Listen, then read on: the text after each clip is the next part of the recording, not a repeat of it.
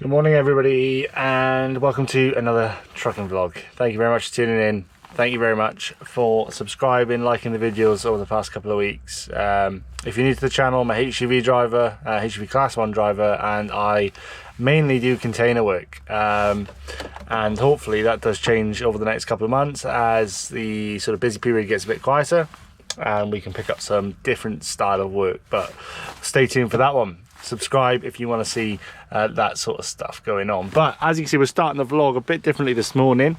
We're already on the bay. We're already at our delivery. We were in work very early this morning. 3:30 we got the day started.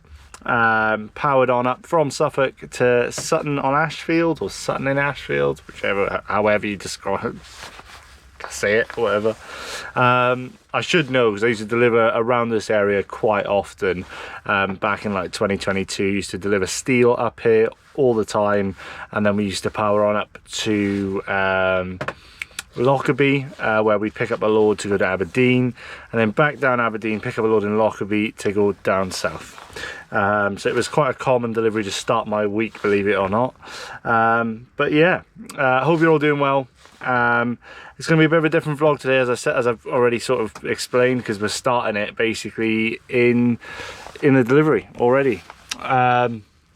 So my plan is to get this delivery done, and there's gonna be a few topics in this video that you're gonna want to maybe hear if you're a new driver or if you're looking to get into the industry. Thought I'd sort of structure the video a bit better today, and we'll do some driving footage and we'll talk about those topics, get my opinion on it, see what you guys think as well, and then yeah, we'll just crack on and see what we can record, I guess.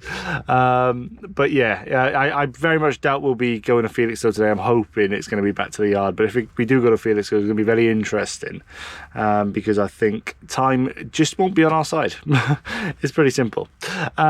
But anyway, yeah, we'll see how we get on, but we're going to get this delivery done first, and then we'll get cracking back down south. So I'll see you in a minute.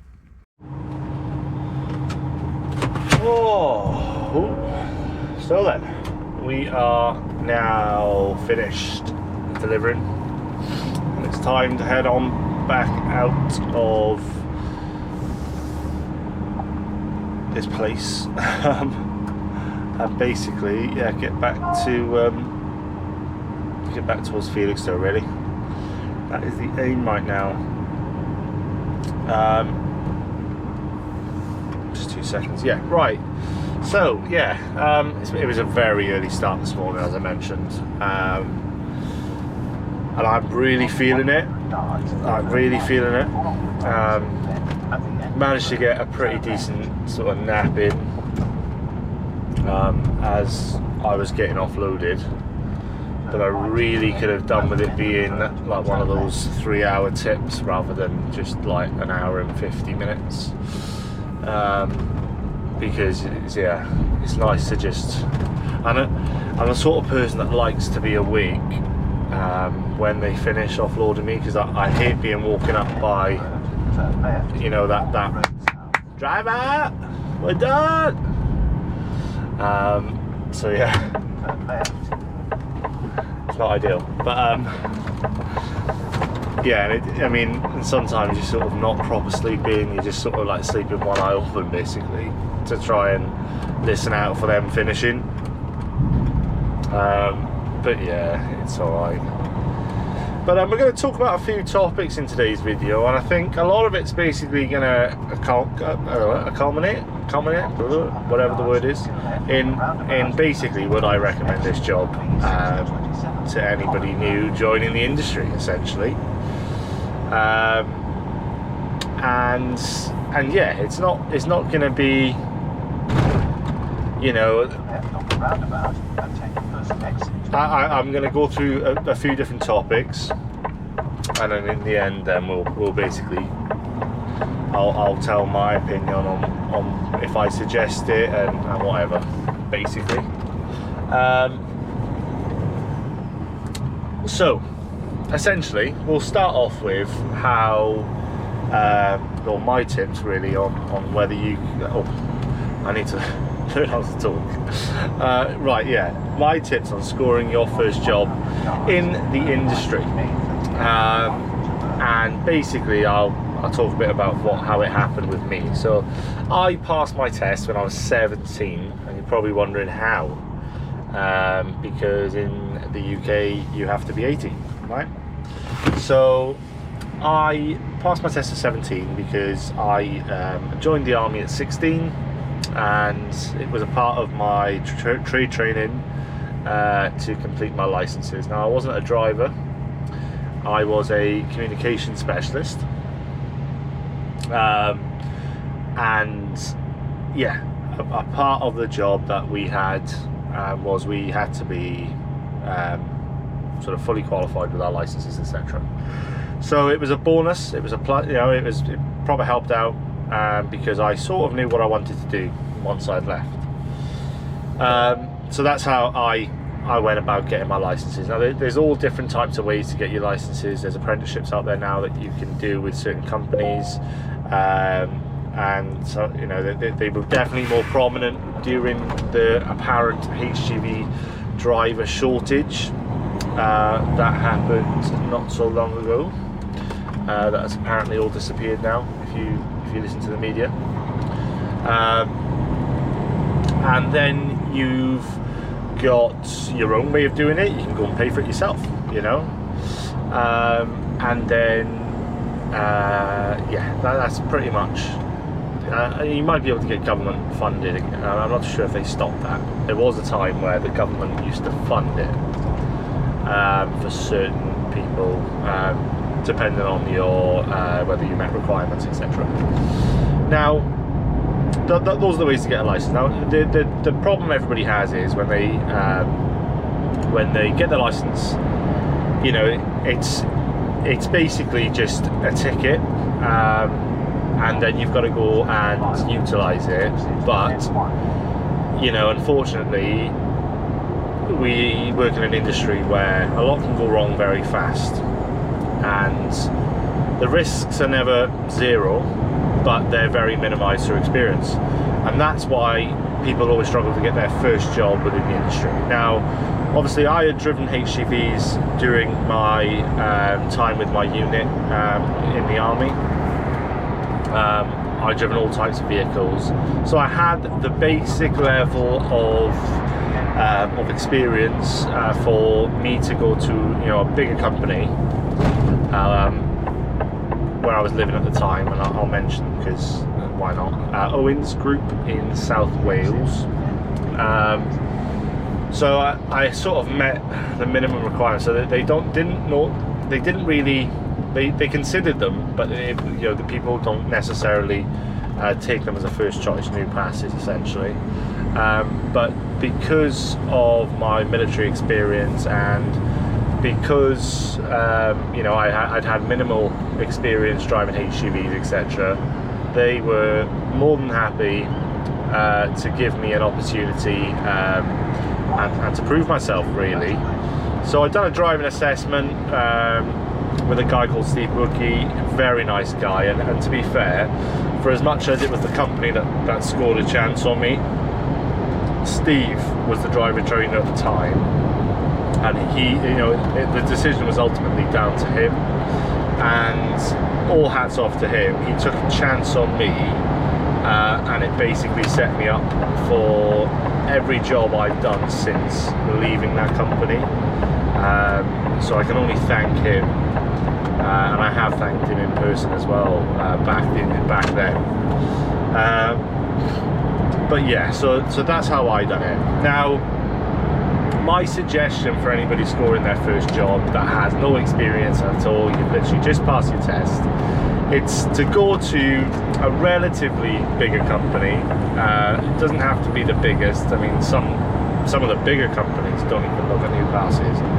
But your best chance at scoring a decent job for your first job is to go to a bigger company, and I would personally just pop into their office. I wouldn't put an application in online. Pop into their office, let them know what you're about. Try and speak to the depot manager or whoever's mainly in charge of recruitment.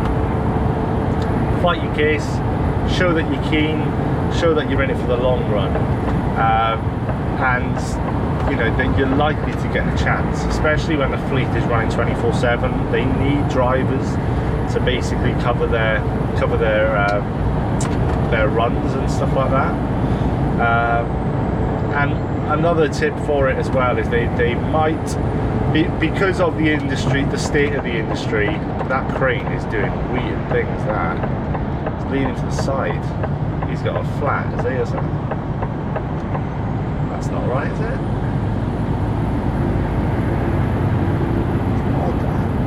Never seen a crane just leaning to one side like that. Yeah, because of the state of the industry, right? And we'll get on to this topic a bit further down the line.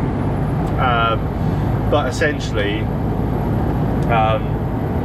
there's a lack of certain drivers in certain areas, and that's more than most is tramping and nights, right? And the reason for it is nobody wants to work nights and nobody wants to stay away from home. And like I said, we'll talk a bit more about the tramping side, but don't let them push you into a job that you weren't really looking for. You know, yeah, you've got to have a bit of flexibility in the type of work you might have to do and all that sort of stuff, but in terms of your shifts, I would fight to get on whichever shift you want to get on. You know, I started on nights.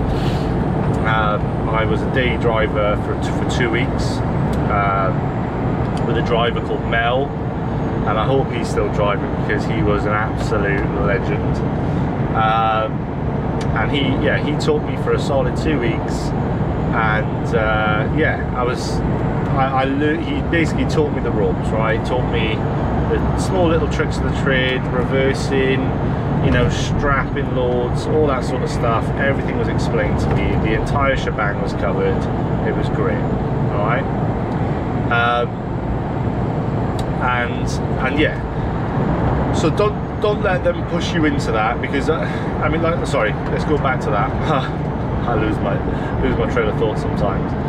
So yeah, I done 2 weeks on days training, and then I went on to nights on my own, and that's basically what I did for a couple of months before then progressing forward into tramping and all that sort of stuff. So yeah, don't let them pressure you into doing a sort of job that you weren't really looking for. Fight your case, be firm, you know, because at the end of the day it's your personal life that gets affected, and this is what you need to try and minimise, right? The effect on your personal life. As soon as the things start affecting your personal life, you will hate the job and you will hate the industry, and that's as simple as it goes. So my tips for getting your first job is be persistent, be ballsy, go to the office, don't just put a CV in, be realistic of what to expect, but don't let it take control of your life from the offset. You know, so put your conditions down, whether it be time of day that you want to work, all that sort of stuff, or whether it's tramping for your first job, but whether it's days, nights, and let them deal with the pay. You know, the first job, money isn't a factor, really isn't. Don't even think about the money. Just get in there. Doesn't matter what you earn, as long as it's on par, you know, and you're earning a decent amount. Doesn't have to be the most well-paying job in the world, because mine wasn't. I think I was on £10 an hour, maybe 11, when I first started driving for a company, and that was in 2020, September 2020. Driving full on for a firm, and unless you're on the agency, you're just going to be on a normal wage. Now, one thing I would not recommend is jumping on an agency. I have a strong thing that we need to start phasing agencies out, because they cost too much. The margins are so small as it is. I think we need to start, you know, and I know there's a lot of factors, but we need to start phasing agencies out and bringing control to the drivers more than anything. and maybe even having a few unions within the industry that people join and, you know, control sort of aspects of work and all that, make conditions a bit better, because that's why a lot of people go to the agency, is because they feel like they're their own boss, they're self-employed. You're not, mate. You know, that's the agency's job. It's to sell you something that just doesn't exist. And trust me, I've been there, and I know the shit that they feed you, and it feels great at the start, but then when it's, you know, a Wednesday and they go, oh mate, by the way, there's no more work left for you because they've given it to somebody else. You know, they've said they've got the full week, and then all of a sudden they've dropped you on your ass and you've got nothing, but then you wish that you were employed, because they can't do that to you. Job security is a big thing in this industry, and an agency can drop you like that. And especially with the way things are going in the industry now, we need to be in secure jobs to make sure that we maintain our position within those companies, because companies will simply just employ a driver and then all of a sudden, you know, oh, I like working for that company, but they don't want you anymore because they've got an employed driver there, and that employed driver understands the concept of staying in that job for job security, and then you'll get pushed out to the dirt. And I'll be as blunt as possible with that, but there we are. What type of work would I suggest to anybody joining the industry? Now, you can do anything, right? I personally feel like people want to be doing all this amazing work where, you know, it's all low loaders and transporting machinery and all that sort of stuff. I would advise everybody joining the industry, or anybody thinking of doing it, have a very, very wide and open mind at the sort of stuff that you can do. Guys, you've got tankers, there's curtain siders, there's double-decker curtain siders, there's fridges, there's box trailers, you know, there's containers, and there's all sorts of stuff you can do in the container world as well. And then you've got, you know, all other aspects of it as well, like the agricultural side with your tippers, your walking floors, all that sort of stuff. There's so much to do. Give it a chance. Have a look, do some research into the sort of work that it is, and then choose something that you feel you're going to enjoy. You know, containers are great for if you really love driving, and this is why you wanted to do it, because you wanted just to pound the tarmac all day, every day. And not really do much else. Containers is brilliant. Same with the fridges, bit of handball on that. Same with the box trailers. I mean, I've done some Amazon work for a while, and that was pretty much container work, to be fair. I wouldn't suggest doing Amazon work, because there's a different kettle of fish. Well, that's probably an entire video to discuss why nobody should take on Amazon work within the industry,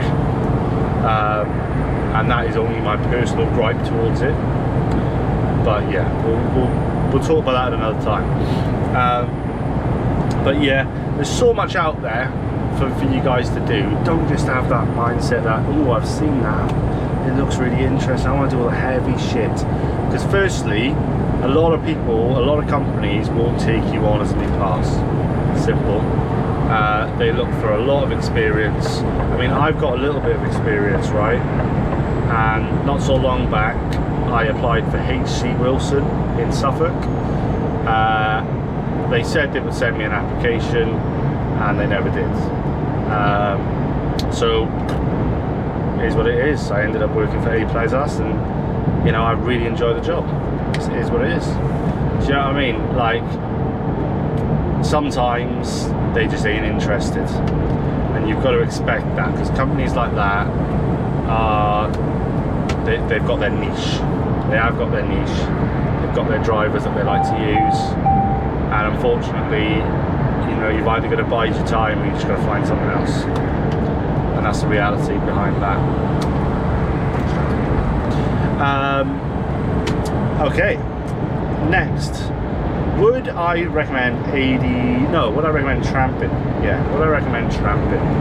Alright, so I've tramped a bit. I've done European, I've tramped all over the UK, all the breadth of the UK, and I will be fully honest, right? I absolutely loved it. Okay, it was brilliant. Not for everybody, especially as a youngster. Some people don't like it, right?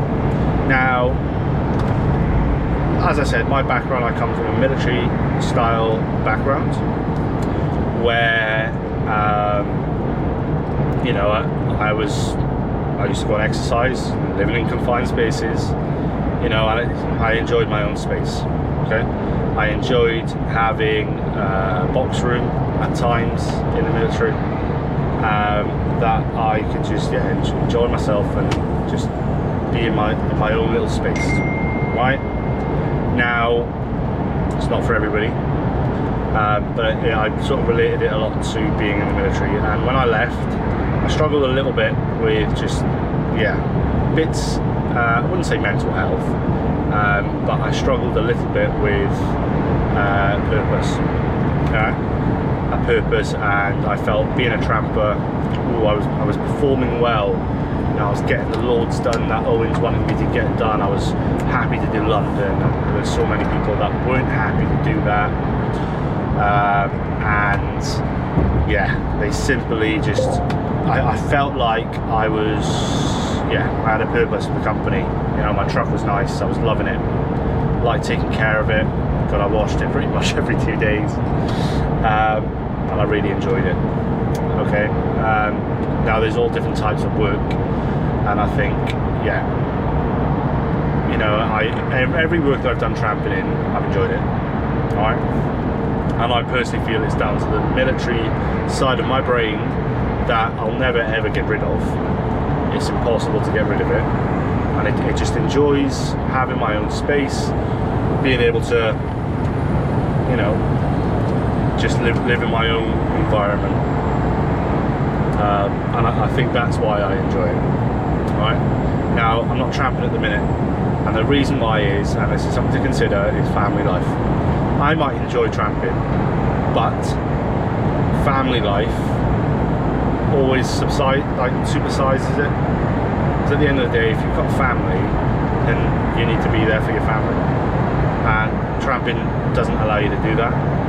And you'll see a lot of divorced drivers in the industry because they've chosen a job over the family life. Now, you know, there's been times where, you know, I've made selfish choices to stay tramping, or to get a job that I really wanted, and sometimes that has to be done. But you always got to have in the back of your head, I've never made a selfish choice to you know, impact somebody else. It's always been a selfish choice for the betterment, so the betterment of my kids' lives and all that sort of stuff. So they're good selfish choices that benefit me as well. And that's one thing I'd say, is that if you've got a family, tell the company that you're going to work for, I'll do 1 or 2 nights out. Now, I'm in a position where I could easily contact the office and say, oh, I'm happy to do a night out tomorrow, and they'll let me do it. And sometimes it suppresses that itch in the back of your head that's like, oh, go on, do a bit of tramping, you know, do a bit of nights out. Sometimes that one night out is enough to just ease it up, put it at rest. And, you know, luckily enough, my partner is semi-supportive of that. If I tell my partner I'm thinking about doing a night out or two, I mean, depending on what's going on at the time, you know, she'll be supportive, or sometimes she turns around and she can't believe what I've just said, and she feels like that the world is ending. But that's only because she wants me present and she wants me to be there, and that's only fair, right? I mean, you know, that's just the reality of it. And you know, it's lucky I'm not in the army anymore. You know, I get to spend a lot more time at home. You know, so why would I want to spend time away? And it's making your family understand in that regard that, listen, you want to be there, but you know, you want to experience things a bit more. Because tramping, right, you'll get to do the Scotland runs. You might even get a trip to Northern Ireland if you're willing to do 1 or 2 nights out. right, or Ireland. You might be able to dip your toes into a bit of European, where you do a sort of quick delivery in Holland and back. You know, it does happen. Not so much anymore, but you know, you've got to be mindful. Now, would I recommend tramping? Yes, 100% would recommend tramping, but be mindful. If you're a single guy or woman and you don't have a family, that doesn't mean that you're well suited to the job of tramping, because it can be a very lonely space, and you've got to make sure that you're socializing with other drivers, otherwise you'll just hate the job. And that's just the reality of it. And that's why I always say to people, don't worry about tramping, because that's phasing out as it is. Tramping is phasing out because people don't want to do it anymore, so companies are going to have to adapt to a new way of running once all these older drivers that are happy to tramp phase out, because the new generation is going to be a new way of operating the industry, and that's when the big shift's going to happen. And I've said it so many times, and I've said it to so many people, and I honestly feel as if the time is nearing. 1 or 2 nights out, brilliant, you know, you get a trip away, you get to experience going a bit further afield, different places, different loads, all that sort of stuff, but always have a gap in between, just to keep it at bay. And at least you get to go home.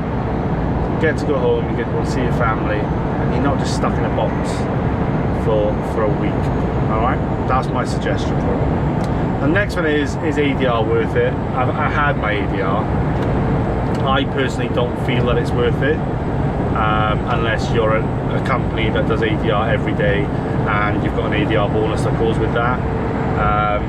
So yeah, I mean, like I said, if you're an ADR company that does it quite often, you know, and it's not just once in a blue moon, then yeah, 100% get it. I think our company pays roughly about £30 extra a day, you know, which is perfect if you're doing that. So yeah, it's that's sort of down to you guys and your interests really in what you want to get out of the job and what sort of job you want to do. And I used to do stuff with Gas through a third-party company, so I worked for a haulage company, a family-run haulage company that did a Gas contract, and I used to absolutely love it, because it used to take me down to all the tight sites, and you know, it was all challenging, and it was really, really fun. You know, really, really fun. I really enjoyed it.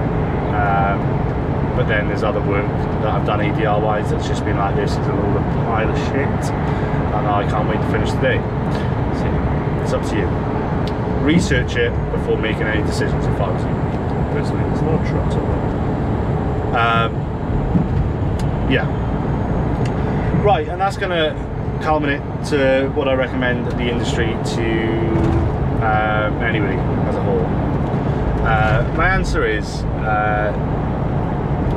I mean, if you're not somebody that's willing to put your foot down, and you're a yes man or woman, and you like to please people, keep them happy, and let your life rush away from you, then no, I wouldn't recommend it.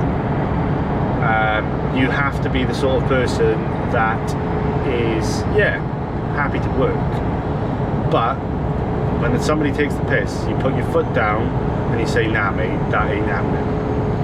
You know, because at the end of the day, you need a good work-life balance, and that's one thing that Plaisas does, aside from the majority of the companies I've sort of worked for in Suffolk and in Swansea. This is not for every company I've worked for. Is that they, you know, they sort of have got an understanding. They will try and push you, but it takes for that driver then. Like if I had nothing planned, or I'd had, you know, a really good week, then yeah, I'm happy to do a bit of extra work. Happy to, you know, help out a little bit if I can. But if they're slamming you, and you're really, because you'll notice drivers, wait a minute, he's been finished like 1 o'clock every day this week, and he's been starting at 7. You know, you will get those drivers, right? And I'm not saying this is this company, because this company is really well at sharing work. But you will get companies and the same person is getting the easy work, or it's getting the creme, so to say, and you have to put your foot down to make sure that it's fair treatment throughout, and that's as simple as that. And if you're that sort of person that's happy to do that, then one, you're going to make the industry a lot better, you're going to make it a lot more driver friendly. So yeah, 100% come and put your point across. And two, you'll probably get on well, because when you've got a bit about yourself and you're not happy to let people walk all over you, you'll do all right. You will do all right. And that's as plain and simple as I can put it, to be completely honest. But yeah, I thought I'd just chat through topics today rather than, and I think I'm going to do this a lot more. So it would really help if you guys want me to talk about a topic, chuck it in the comment section below. It doesn't have to be HGV related, it can be anything. I'll chat about anything to an extent. Aviation, whatever's going on in the world, let me know, and we'll put it down in the comments. I'll make sure I take a note of it, and I will make sure to answer the questions, or as many of them as I can, as we go through the videos. I think that's a good way to look at it going forward, because it stops me from repeating myself, and we talk about productive things, and you guys, while I'm talking about productive things, you have to watch me do a bit of driving, a bit of this, a bit of that. Now, the reason why the video today is a bit different is because it was really dark this morning, and essentially it wasn't worth recording when I started, because one, I looked like death, for one. It was horrendous. I was like a zombie this morning, and two, the light was rubbish, so there was no real point. But yeah, going forward, the plan is as we're talking about these topics, we're going to be going about the day, and it's not just going to be driving and talking. You know, we'll answer a few questions, we'll talk about a few topics, and then we'll arrive at the delivery and we'll get into that side of it, and then, you know, we'll jump back on the road, talk about a few other topics, and then we might have a reload and we'll get that done. And that's how I'm going to try and start working the videos, I think, because like I said, it gives it a structure. And I'm a person that does sort of like a structure, and I think that will just help me nurse the videos as we go on, essentially. But we are on our way back south. I'm not too sure where we're going just yet. I'm still waiting on the office to give me a call and tell me where we're going. And yeah, hopefully it's not Felixstowe, because if it is, we're going to have problems, big problems with driving time. Not that I'm going to run out of driving time, we'll just cut into a 10-hour drive. And if you know me personally, it's not something I like to do just to achieve Felixstowe. Not my kettle of fish at all. But yeah, anyway, we'll cut forward now, and yeah, we'll come back in a bit. So I've been talking for a half hour, so we'll probably, yeah, if there's anything interesting in the show, I'll bring you back. But yeah, but if not, I'll see you when we get to the office.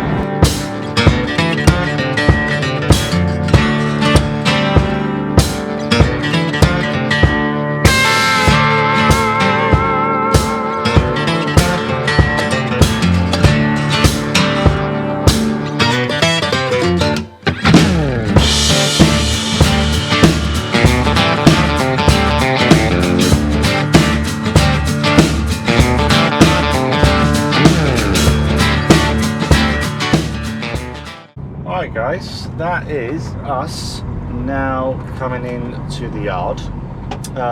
Thankfully, we are not going to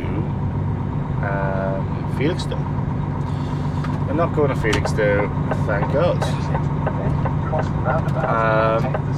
We have been in work since very early this morning, to be completely honest with you. So I'm quite thankful for that. quite thankful for the fact that yeah, that the office has decided to send us back to the yard rather than go to Felixstowe. So it's back to the yard, drop the trailer that I hate it when people don't indicate at roundabouts when they're coming off, especially when like, it's like we want to maintain momentum.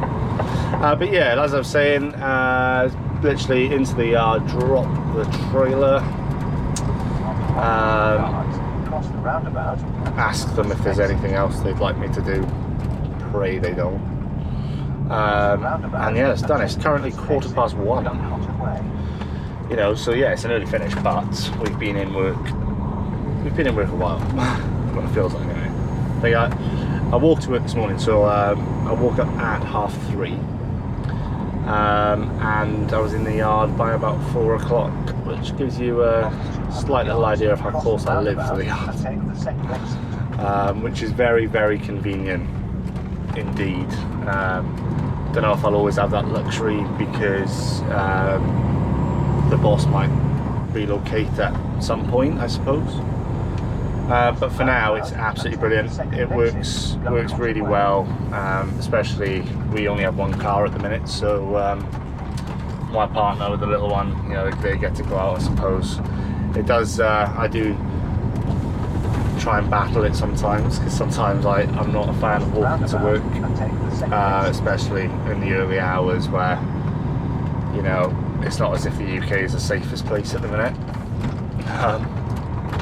Especially the stories you hear going around, but it's not too bad, not too bad. But anyway, we're going to get to the yard, get this trailer disconnected, get parked up, and we'll see what we're doing from there. Right then, so I'll put the mic on for this one because we're outside, but yeah, the yard is absolutely bogging right now, as you can tell. It's getting a bit dirty. But yeah, we're going to, I'm going to try and get this tripod up a minute. Yeah, we're going to disconnect the trailer. May as well show you, again, how I do it. Try a few different angles, I suppose. But yeah, just to give you something else to look at today, rather than me just driving and getting to a delivery, I suppose. But yeah, so the way I like to disconnect your trailers, let's give you a show. Right, so I like to do the airlines first. Essentially, I like to go around so I end up back at the driver's door. Let's get this off. Where's the knob? I can't find it. Oh, there we go. And then I'll move on to the legs. Now, again, if I make any funny noises doing this, I do apologise. The reason I like to do this way, I mean, it's just because, let's get these down first. And I like to put them all the way to the floor. Now, some people say not to do that. I find more damage happens when you don't do that. And again, have a look amongst the trailer. So there's a bird shit on there, look. Make sure the trailer's in good nick for the next driver who takes it. I used to work for them, cross-country carriers. Yeah, grab the number plate and then brakes on. Again, check over the trailer, make sure it's in good nick. And essentially, that's pretty much it. Just pull the pin and then stick the number plate back in the cab. So it really does my head in, right? So before I had this truck, obviously a few other people have had it. So all these marks and all that sort of stuff has happened when it's not been in my care, which is why I look forward to having a new truck. But yeah, essentially, that's how I disconnect it, and then we pull forward. So we'll do that now.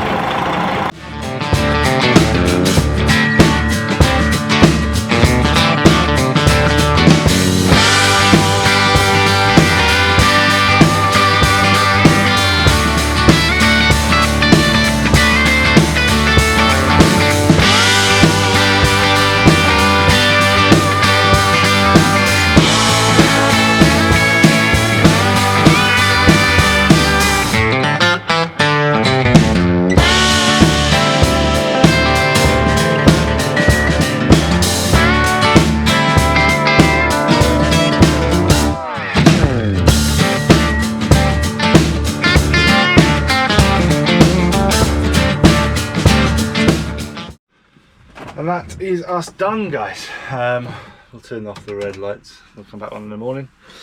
But yeah, I've got the mic on, not using it though. So again, just need to finish off my diary. My daughter and my partner are here to collect me. But yeah, I hope you've enjoyed a bit of a different vlog. It's my daughter and my partner. Everybody wave. Yeah, so I hope you've enjoyed a bit of a different vlog. I've tried to structure it a bit better because there's not been too much to film. I think I've got another early start again tomorrow. I need to, where's my pen? Where have I put it? Oh, there it is. I think I've got another early start again tomorrow. Everybody say hello to Millie and Poppy. And say hi. Say hi. Say hiya. And that was my daughter and me partner, which is always nice. She's normally a lot happier, but I think she needs a nap. So, but anyway, we'll leave it there because they're going to rush me to get out now and get home because I love my job. So yeah, I'll let me know in the comments what you think of this bit more of a structured video. If you want to see any more, any topics you want to talk about, we'll chat about it. Depending on what I'm doing tomorrow, I'll probably vlog it, which will be for the Christmas week vlogs. This is going to come out on the week because there was a mess up with the last vlog. So. But anyway, if you like the video, please leave a like. If you haven't already, please subscribe. And thank you to everybody who has subscribed to the channel already. So we're sat at 191 at the minute, which is it's plateaued a little bit. So if you are watching and you do watch regularly and you haven't subscribed, please do, because it does really help the channel and it helps grow as well. And hopefully, as we grow again, better, more content, we'll be able to really jump on a journey. But until next time, guys, we'll see you in the next video.